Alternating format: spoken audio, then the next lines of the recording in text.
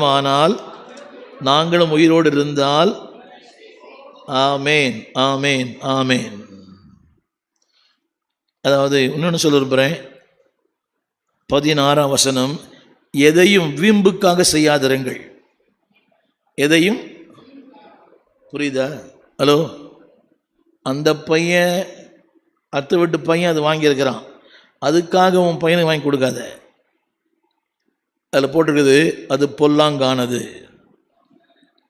தமிழ் புரியுதா? அது எப்படி ஆகிடும்? அடுத்தவங்க இப்படி ட்ரெஸ் பண்ணுறாங்க, நானும் அப்படி ட்ரெஸ் பண்ணணும்.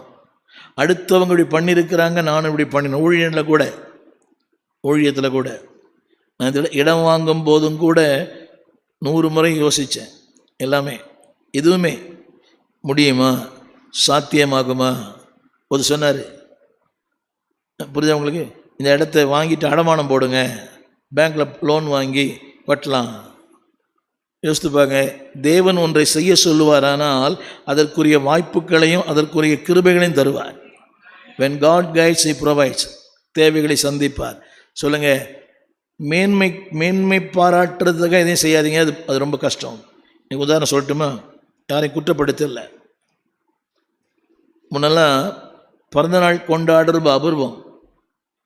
இப்போ ஒரு வருஷத்துலேயே பெரிய பிறந்தநாள் ஸ்டார் ஹோட்டலில், இந்த தெருவில் போய் பாருங்களேன், இந்த வால்டாக்ஸ் ரோட்டில் எங்கே பார்த்தாலும் பெரிய பெரிய ஃப்ளெக்ஸு, என்னங்க வழிநடுக பந்தல் லைட்டு.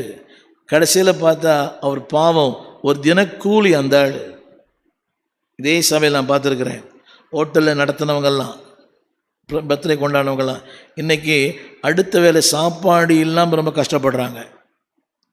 வந்து சாப்பிட்டு போயிடுவாங்க. ஜெபம் பண்ணுங்க, ஒரு ஊழியக்காரை கூப்பிடுங்க, ஜெபம் பண்ணுங்க, அந்த ஊழியக்காரர் ஆஸ்வதிப்பார். முடிஞ்ச ஒரு கேக் வாங்கி அந்த பிள்ளையை மகிழ்ச்சி ஆக்குங்க. அதுக்காக அந்த ஹோட்டலில் கொண்டாடணும், அவங்க கொண்டாடணும், பெரியம்மா கொண்டாடினாங்க, சித்தி கொண்டாடினாங்க, அத்தை கொண்டாடினாங்க. புரியவே இல்லை. என்ன பண்ணாதீங்க. கேட்குதா?